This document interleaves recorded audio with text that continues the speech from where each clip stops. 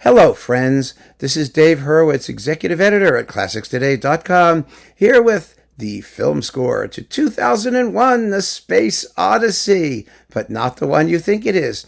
It's Alex North's complete rejected score for the film 2001, A Space Odyssey.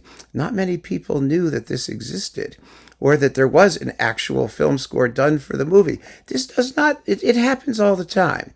It's not all that unusual. It happened most recently with Alien. Maybe it only happens in sci-fi flicks. I don't know, but Ridley Scott commissioned a regular, normal film score. I think it was, what was it, Jerry Goldsmith, who wrote it, or Elmer Bernstein, one of the two of those guys. And then he wound up using Hanson's Romantic Symphony for a good chunk of it, because he just liked that music in that spot. Well, the same thing happened here.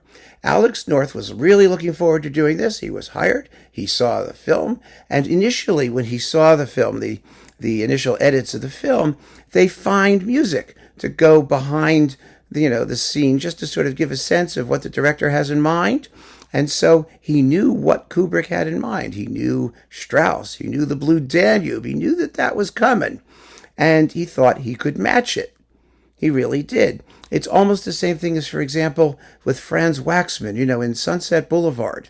There's that fabulous scene where what's her name? The crazy lady, the crazy actress lady, is coming down the stairs thinking that she's Salome, or Salome, as she calls her. And Billy Wilder, the director, wanted to use, Norma Desmond, that's her name. Billy Wilder, the director, wanted to use Strauss's Salome.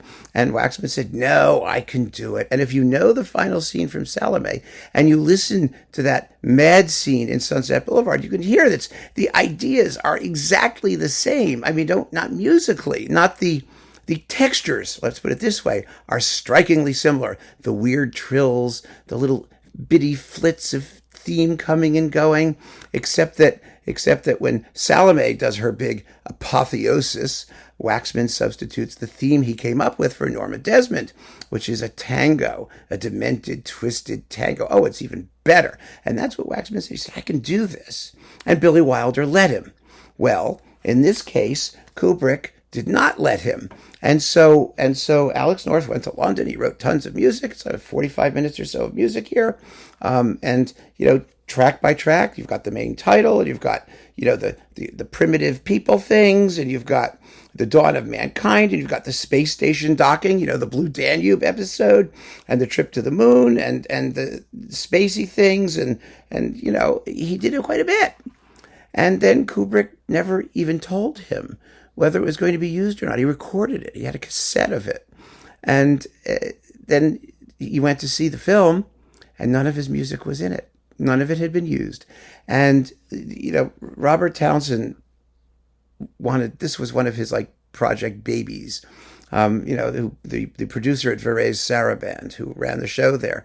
And he knew that this existed. Everyone knew that this existed. It was like one of Hollywood's best kept secrets. But it had never been used and it had never been heard until 25 years later. He arranged recording sessions with Jerry Goldsmith conducting, because he and Goldsmith and North were very, very close friends. And North died just a few days before recording sessions were due to begin, which is very, very sad. He never lived to hear this recording. It is a splendid score. And it's all the more splendid because it was never tinkered with. I mean, usually when you actually come to doing the film, after there's editing, you have to chop up the music and do retakes and adjust and futz with it and do all kinds of stuff. But this is simply the music as Alex North wrote it, splendidly performed by the National Philharmonic under Jerry Goldsmith on Varèse Sarabande in beautiful sound. It's marvelous. It's absolutely marvelous. And Alex North, as a composer, he was sort of like a musician's musician. He was a very, very meticulous, craftsman-like, brilliant composer. He wrote Unchained Melody, one of the greatest pop tunes of the 20th century, which actually came from a movie named Unchained. And it doesn't have words about Unchained Melody. It's from the movie Unchained, and it's the melody from Unchained. Anyway, that's a separate topic.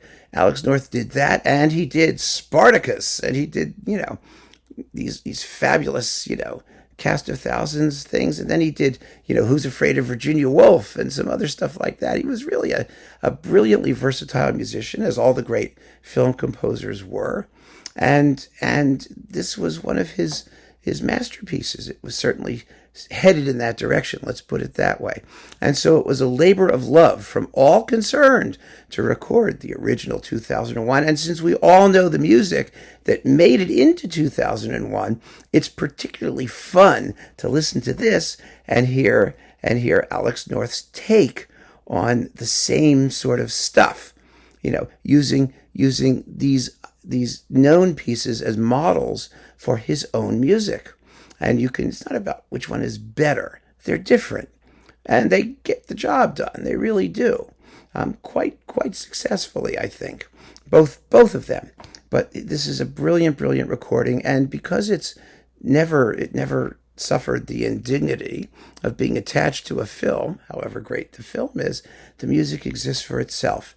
And we can appreciate Alex North's genius in coming up with this stuff in its purest form. An absolutely splendid disc, one that not just film music people, but like normal people will also enjoy, because it's just like a big tone poem on the subject of 2001: A Space Odyssey. Think of it that way and just listen to it and love it. So keep on listening, friends. Thanks for joining me. Take care.